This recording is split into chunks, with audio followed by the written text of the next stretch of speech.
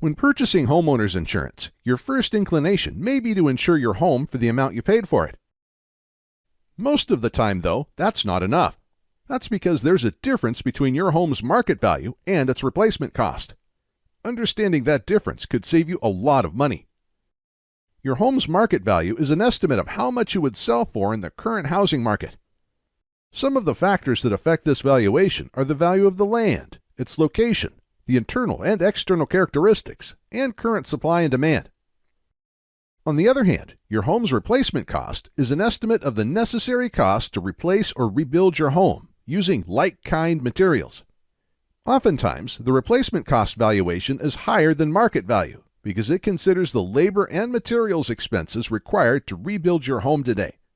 Which should you base your insurance coverage on then? Well, imagine you've lost your home in a fire. Prior to the fire, the market value and replacement costs were valued at $300,000 and $500,000, respectively. If you had insured your home at market value, your insurance limits wouldn't be able to fully cover the rebuild, leaving you with a significant gap in coverage. You would have to come out of pocket to pay this difference, or build a less expensive replacement home. If a market value policy is all you're able to afford, you'll at least be able to recoup a portion of your home's value after a loss.